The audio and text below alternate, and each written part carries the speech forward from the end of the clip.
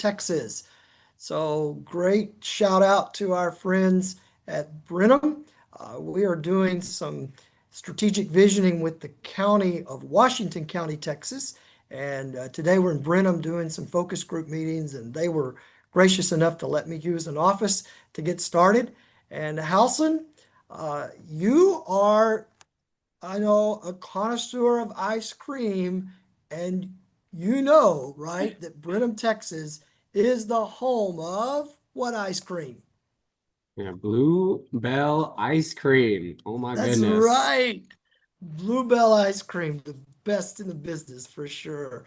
So, welcome everyone. There's some Laura from Seguin, not too far from here, and we're really glad you're here. Excited to introduce a new person on the SGR team today, who is really, I think, going to be a big part of our future, and that's Emily Cologne. Emily is the former assistant city manager in Lakeland, Florida, where she now lives still. But she's joined SGR and has another company also that she's working for that we're going to talk a little bit about. But we are so excited to have her as a part of our leadership development team. And Halson and I wanted to interview her and get some questions thrown her way. Emily, one thing we didn't talk about, but this just has to be mentioned. You live next door to another SGR employee who you never see there, Doug Thomas. Well, I don't live next to him anymore because I moved to Orlando, but I did. Oh, okay, you're in I always, Orlando now. yes, but I say he But was he was the best next door neighbor because he was never home. right, right. So I'd she only see him. lived I'd only next see him at door. conferences. Yeah. Yeah, So Doug Thomas doesn't really live in Lakeland. yeah. He lives in He an lives in an airplane. airport. Yeah, Yeah, that's right. That's right. So, well, Emily, welcome to SGR thank and you. welcome to our webinar. Thanks for taking time to talk to us. And we just wanted to kind of let you share a little bit of your story today. And Sure. let's start by just telling us a little bit about your career in local government. Sure. So, hi, nice to see everybody. Nice to meet everybody. Emily Cologne. I am originally from Minnesota, and so I have the Midwest. Sometimes my accent comes out, and that's what it is. And I now live in Orlando, Florida, next to Mickey Mouse. So, local government is not where I started my career, but so let's see, I was in the private sector. I worked federal, state, and then local government is where I found my heart. So I did about half my time with a county. Um, all of this is in Florida, and then half the time with the city of Lakeland. So I think I've had more titles and positions than you could probably think of in Pasco County is where the county I was. It's just north of Tampa. Hmm. And I was everything from the interim purchasing director to I worked at fleet, the fleet management department. I was over that for a while. I was kind of just the fixer. When there was a problem, I went and fixed it. So how I ended up in fleet was our assistant director retired unexpectedly, and then the director went into the ICU, and so we just had automotive technicians and administrative staff. So I had to go and figure that out. That was fun. I did purchasing. I was over all of internal services, HR. I grew up in the budget office there, I say. Again, we didn't have a budget director, so guess who got tapped to put together a $1.3 billion budget? So just lots of cool experiences. And then I went to the city of Lakeland, which is in the middle of the state if you're looking on a map.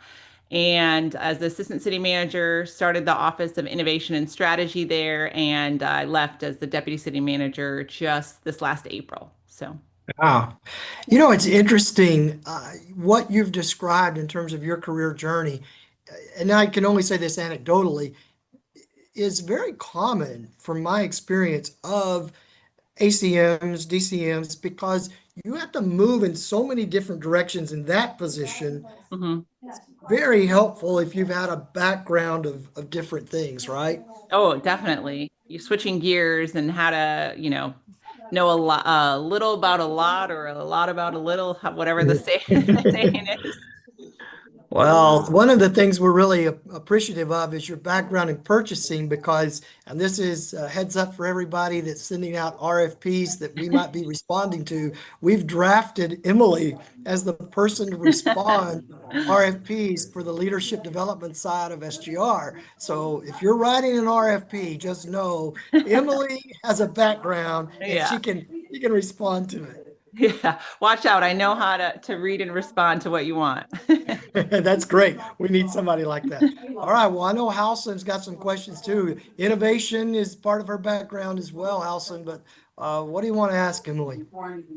Yeah, my eyes lit up when I heard that. For Uh-oh. sure.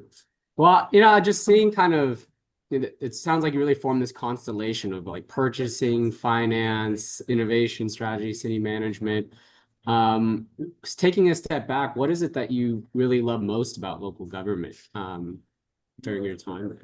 Yeah, I think it's just the people. I mean, that I feel so cliche saying that because everyone does, but I just love it. I love helping people, helping the community. I am a fixer, problem solver by nature. So, uh, I love the opportunity to have an impact and make people's lives easier. I mentioned earlier I worked in the federal system and at the state level, and what I love local government so much is it's really closest to the people. It is, I always say we're in the people business.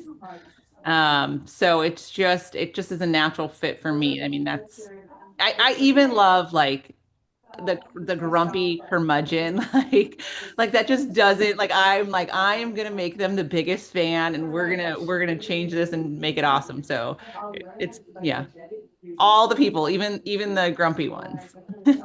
Yeah, the grumpy Ah, curmudgeons, they care. They Yeah, really care, and that's the yeah, awesome part. Yeah. whether that be the employee or the citizen, right? So Yeah. both, I'll take them both. oh, God bless you for that. So Emily, I know you and your husband have three kids. Yep. We want to hear about those kids, and I also want to ask you talk a little bit about how you handle the challenge of work-life balance, being a Mhm. mom with three Yeah. kids, and what's been the most helpful thing for you in maintaining that balance? Oh, I don't have it all figured out yet, but yeah, I mean, it's definitely been a journey. I remember, I always thought about my career. I knew that I wanted to be a mom. I didn't necessarily know how that would all work. So the first time that for my oldest daughter, when I found out I was pregnant, I was terrified of what that was going to do to my career, what my boss was going to say. And I remember like it's like a core memory sitting with the assistant county administrator saying, I'm pregnant. Can I still work in this office?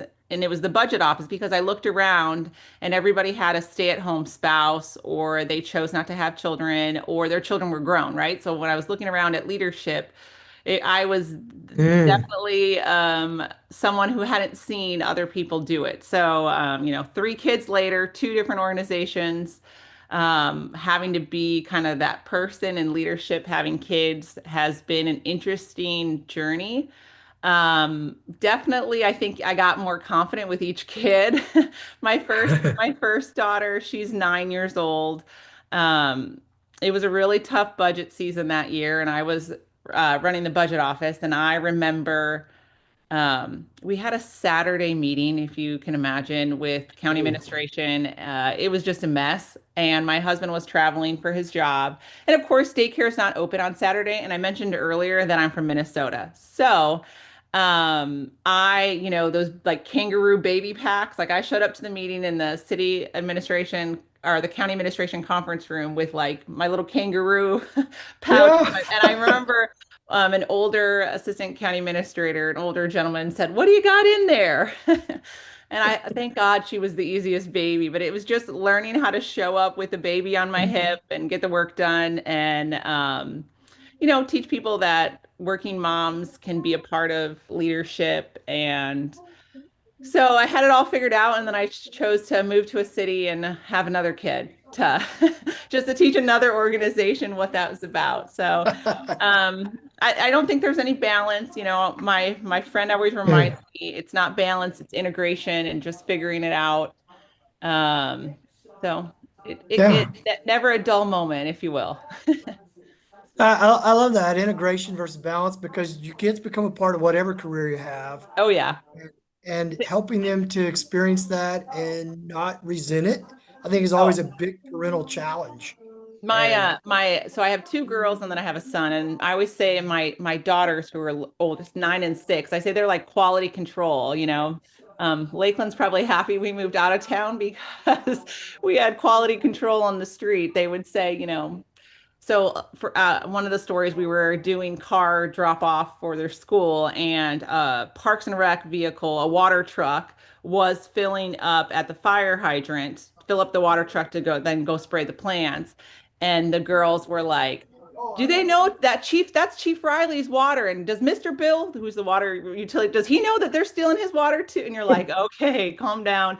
You're allowed to take the water." You know, I had to explain, but and I mean, even now that since we moved, they are eyes and ears are up and open, so it's cool. that's great.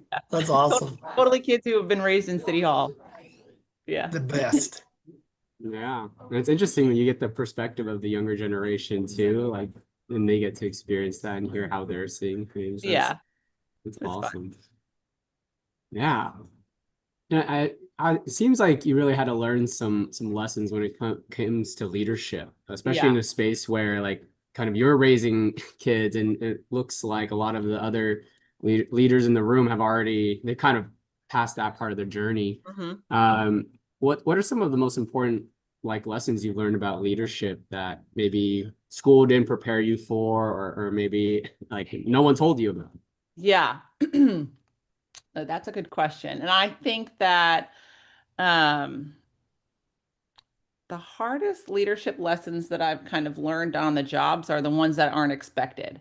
You know, and I guess I would say it's similar to how you prepare.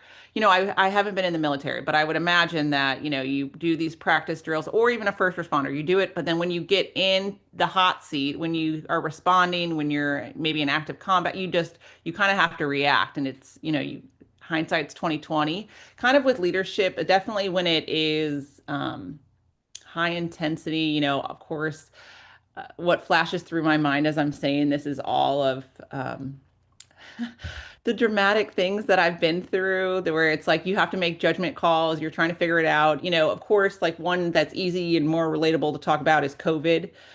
When COVID Mm. hit, and how we reacted to different parts of it all over the country. My siblings are all over the country, so it's fun. We had a weekly call and we all have different jobs. Just say, what are you doing here? What are you doing there? And just even that was interesting. But doing that and being the head of that for your organization, I have in Lakeland, I had 2,700 employees. So you can imagine it was a big thing. You know, everything from that, like now hindsight is 2020, but in the moment you're making the decisions, the best decisions with the best information, you know, things like having to terminate employees Mm. or you know, been through an investigation or even you know, police line of duty deaths, going through that. There's like really no way to prepare. You can talk through it. You know, of course, the summer of George Floyd, we had our own protests, as many communities did. How you react to that, how you message that, how you show up for your people, and Hmm. how you talk about it and really lean in. My default is always lean in. You know, I don't want someone to say, "Oh, she was silent on that because she doesn't care or she doesn't." No, no, I'm going to lean in. You know, I might say, "We're not going to talk about this," or, you know, let's delay so we have more information, but saying something and just kind of the importance of showing up. And, you know, the higher you get in your leadership ranks, the more people are listening to you and they will analyze every word you say. So the more careful and strategic you have to be about your messaging. So I think those are, I mean, I gave you probably 20 more lessons, but just kind of thinking of what you know, my graduate degree did not prepare me for. And I don't, and you know, now I adjunct teach for the University of South Florida in their graduate program, and I don't know that how I could prepare a student for that, right? It's Yeah. really just sitting in the seat, you know, talking through it. One of my experiences in grad school, we had brought in a former or a city manager that had gone through something that made national news, and he came in and gave, it was at the time it was big on national news, and he came in and was like, all right, cell phones away, we're going to have an academic discussion, and here's how, and just thinking through the manager mindset, things like that were helpful. But when you're in the seat, you remember that, but you also have to form, to your community, your style, and all of that. So Wow, those are some incredible leadership insights. That's amazing. You articulated really well. Uh, it's been said that a mentor is someone who you know what they would do, even if they have never been in that situation. So tell us a little bit about who are some of your mentors and what are some things you've learned from them, whether you actually saw them in that situation or not. Well, so I am a collector of mentors and mentees, right? Like I just don't think you can ever have enough. I always say it's like my board of trustees, like Emily's board of trustees, who's gonna help me make these decisions, who can I go to for advice, trusted advice, and really has the best interest in mind. So um and I think it's just accumulating people over your experiences. So an easy one to name is someone like Jill Silverboard, who, if you're in Florida or familiar with Florida or even ICMA, she has been a pillar of female leadership in the state of Florida. Former County Administrator Dan Biles, he is someone that he's actually from Texas. Yeah. I think he spent some time somewhere else, and I can't remember off the top of my head. But just he's an engineer by education, so he is a little bit different than me in his thought process. So, just balancing, how would you do this? Just getting different perspectives, I think, is helpful. I don't like to surround myself, whether in an organization or with my mentors or friends, with people who just say yes. That's easy. Mm. I don't need that. I need somebody to challenge my way of thinking, to challenge a thought or direction, to try to make it a stronger end result. So that's kind of Yeah. my mindset when I'm going through decisions. Very cool. Yeah.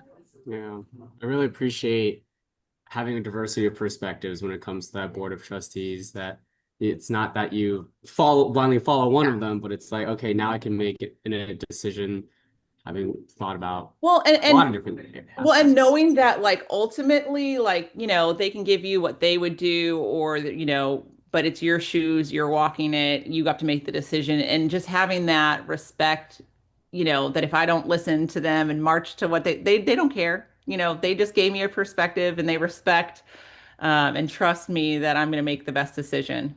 And just so, yeah. Yeah, it's cool. I'd be curious, of what that might look like, zooming in a little bit in terms of practice. I'm curious about how you think about the relationship between nurturing healthy relationships Mhm. and the need to innovate and execute with excellence. Um, you know, do you see that as like a tension, or how do you think those two really relate to each other? Which, if any, comes naturally for you, and how do you, as a leader, maintain that dynamic? So this is a tricky question for me to answer because I think I really try to balance them both, but if I were to say what comes most natural, I would probably default to just leadership. I'm one of five kids. I always say I was born into chaos. I was an athlete. I say was because I have three kids and a job. I don't have time to be an athlete anymore. In my dreams, I still am, but just always taking on the captain role. It just I can't think of a time in my life where leadership hasn't been a part of what I'm doing or how I'm serving. And, you know, my husband sometimes is like, not your circus, not your monkeys, because I just have a hard time not, organizing. And I really sometimes have to sit on my hands to be like, let me just let them, let them do it, let them. But I also have that, I guess I would say like the innovative mindset where I want to fix things. I want to make them better. I kind of referred to that before. So if I go to I mean, name a place. If I'm going through a Starbucks drive-through and something, and I'm like, well, they could do this better, or they could save time, or they could, like that's my brain doesn't turn off to that. And and I'll ask my husband, like, well, did you think? And he was like, no, I got a coffee. Like, we're done. I paid for an overpriced coffee. Like, let's move on, And so and I'm like, oh, they don't want to hear it. They don't want to hear how to get better, Now, when I think of terms of my teams. I think that tension is healthy. Tension is not synonymous with anything negative. Sometimes we make it that way, Mhm. but it doesn't have to be. So how I've done that, especially with my directors, you know, I think just having that self-awareness with the relationship and nurturing and developing my relationships with my direct reports and my directors so they know that, this isn't a gotcha. I'm not looking to find you. I'm not looking to catch you doing something wrong. I'm looking to help you do something right and to keep trying. Failure is not a demerit. Failure is a merit that you're trying to do something better, or you're trying your best. So I think it's a really good balance, but I think that the tension is not only is it not bad, I think it's good and it's healthy, and that's how high performing organizations and that's how you build a strong culture by being able to have that healthy tension. And kind of how I mentioned it to the board of trustees, like that healthy tension in relationships of not just saying yes, it's not a dictatorship, right? And same within the organization. Um, so a long story long to say both, if that's possible. No, I loved your analogy. It's not tension isn't bad, it's necessary. And Yeah. in Hallfield, our owner always talks about the fact that he uses a guitar string as the example that if you're going to have music, you have to have tension Hmm. on the string. If there's no Right. tension, no music. And I think it's the same with leadership, just like you said, if there's not some tension between the relationships and the work you're getting done, you really don't have great leadership there. Right. Yeah. Well, we want to get to your work with SGR in just a minute, but in addition to that, you are also now serving in Florida as a lobbyist for Hmm. the Southern Group. So Yep. talk about that. Tell us about So if you would have told me 10 years ago that I'd be a lobbyist, I wouldn't believe you. So so that. that's fair. I was a client of the Southern Group for the last 6 years, and when I was we moved to Orlando for my husband's career, so that's why I left the city, and I knew that I was going to make a change over to this side of the state. And in terms of what I was going to do next, I just knew I wanted to continue being in and around local government. If there would be an opportunity to be a manager over here or what that would look like. Ultimately, I ended up with the Southern Group, and it's really just a mechanism that I'm still helping local governments, right? So I'm being that person in local governments when I was serving that I always wanted, So I do a lot of different things. I work directly for local governments, basically so and so calls me, they have a problem, and we figure out how to solve it, to working with private sector clients, helping them with their government relationships at the local level. And I always say it's really no different when I was deputy city manager, I had community and economic development, I had water utilities, I had the whole development review team under me, So when you have that and people are developing, they're rebuilding, whatever they're doing, there's always issues between contractors, between, your engineering firm, your architecture, your trades, whatever, the owner, and just being able to figure that out. And I always say it's the easiest thing in the world to say it's the city's fault. The city, this like not this is organization, it's not a person, it doesn't have a face, or the county. And everybody who's worked in local government who's dealt with this, at least 9 times out of 10. I don't want to say 10 out of 10 because we're not perfect, right? But 9 times out of 10, it's actually not the city or the county's fault, and there's something that was missing in site review or whatnot. Um, so I help on the private side them communicate with their engineers, with all of their contractors and the local government. So I think it's really cool Hmm. to help. I'm saving everybody time and headaches. being able to speak both languages. So I have actually enjoyed that part more than I thought I would. And one of my clients is throughout the whole state of Florida, and the state of Florida is very large. I thought I knew a lot of people, but I'm getting to know even more people, helping them. So I think it's been a cool experience in that regard. Awesome. Yeah, I love sometimes innovation is about how effectively you can connect rather than Yeah. build new, right? Yep. So I love that, Emily. And your passion that your passion for local government has stayed with you, Yes. which also is part of SGR which Yes. welcome again. And you'll be working with cities and counties not only in Florida but all over Hmm. the nation. So I'm curious, what do you see as some of the really pressing challenges facing local governments? What kind of problems are folks coming to you with? Yeah. Um, so I think, as much as we're different, a lot of us are the same too with the things that are going on. So 10, 15 years ago, I was in grad school writing about the talent workforce, right? And how the boomers were retiring. Do we have enough people and ready and willing and wanting to love local government and lead in local government? It was maybe a little bit prematurely in my, my studies because I feel like we're finally really starting to live it. You know, um, Yeah. how many people are ready in your organization? Have you built a succession bench? Where are you recruiting? How are you retaining that good talent once you have it? So I think just like across the country, of course, always reading the news clips and seeing, where the different movement is and what's going on, being a part of those here in the state and at the national conversation. I think the workforce challenges, I think that will continue to be one that we have to get involved in.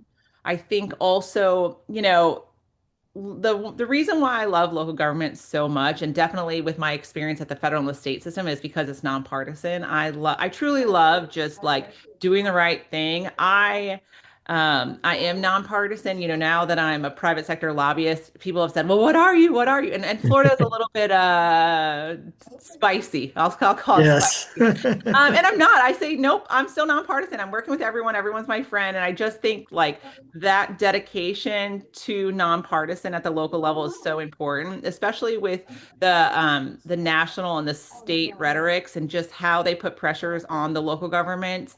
It's important. It's a challenge. It's not always easy. And that's not to say that we don't have politics in local government, because of course we do. It's just trying to maintain that balance of being nonpartisan and let that happen at the state and the national level. So I think I mean, I could keep going, but I think those are probably my top two challenges, I would say, universally for local governments. I don't think you started talking about the whole issue of the gray tsunami any too soon in your Okay. career because, that started, I think in 2011, Okay. 10,000 baby boomers started turning 65 every day, Hmm. and it's a 19-year phenomena. So we still have 5, 6 more years to go of a lot of that. And, Right. and I know a lot of great cities started working on that 2011 and maybe some before, but it's sort of like the old thing about planting a tree. The best time to plant a tree was 30 years ago, Yeah. and the next best time is today. Yeah. And so I would say, you're passionate about that to city leaders and county leaders. If you're behind, it's still a good time to start working on it. Oh, And definitely. it's going to play a big part in our future in local government, combined with the issue that fewer younger people seem as inclined right now to go into local government. That's just going to exacerbate the issue. So Right. we really have to do a lot of work with that area. I think your voice is going to be needed, and we're going to have to think innovatively, and Yeah. and we're going to need Allison as a great thinking on that foresight issue, and we're going to have to appeal to that younger generation for just what you said. If you want to make a real difference, it's at local government. Yeah. That's where it can really happen. And so I hate to end this up. We're running out of time though. And so I want to fast forward. There's going to be a lot of things Okay. that you're going to be doing with us. Strategic planning for cities and counties, teaching, coaching, mentoring. We're seeing you doing that all over, not just in Florida, but all over. But let's fast forward to Okay. the end of your career, and Okay. which is a long time from now. Hopefully. Yeah, oh yeah. What do you hope that you'll be able to have accomplished when you look back on that? What do you hope that you've been able to do? Talk to us about that as we kind of wrap things up here. So I've been to a lot of retirements in my time. I've retired a lot of people. And, and then I've left a couple of organizations that I really were harder for me emotionally to leave than I thought they would be. And what has meant the most and what will continue to mean the most to me throughout my career is just my ability to impact somebody. Awards and recognition are nice, and I mean, quite frankly, they make me a little uncomfortable, but they're nice, But what really has meant the most, or what I'm most proud of for my accomplishments, are those little notes or someone saying to me, one of my he's now an assistant fire chief, and he came up to me and he said, when I promoted up out of the ranks, you were the first person in city management who made me feel comfortable and felt like I could really do it. Hmm. You're like, holy smokes, like something like that is so impactful. Or the messages that I got about, we never thought we'd see female in city leadership, or, you made us feel, and it's just like, anything that I can do to make somebody feel like they can do more, like they belong, like they can have a greater impact and achieve more, like that to me is what I'm most proud of. When I hang it up in the end, I want people to have felt my impact, not necessarily read a list of awards or, parks that I've opened or Yeah. fire stations that I've built. I mean, all of those things are important, but not one person does that. It's really about the team. So I'd rather have my accomplishments be everybody who I helped through a hard time, through a great time, through their achievements, all of that. So that will be what I want in the end. You've just affirmed why I always say, that local government leaders are the poster children for servant Yeah. leadership. Nobody's perfect, but Right. what you just expressed is that really, I think, the heart of servant leadership. It's really not about me, it's about others, it's about what we did. Yeah. And Emily, we're just so excited. I think if all of our listeners, you'll understand now from this interview why Darren Atterbury, our CEO, and myself, we've been very excited to bring you on, Emily. And man, we're just really anxious to get things kicked off. And Yeah. I want to say to folks, if you want to have Emily do something with your city or your county, reach out to us. We customize all of our workshops, all of those things, and we would love to connect you with Emily so that she can bring some of that leadership magic to your place as well. So, Emily, thanks so much for your Thank you. time today. Halson, great to see you. Thank you for your. I know you're excited. You didn't know Emily, and now you know about this innovation stuff.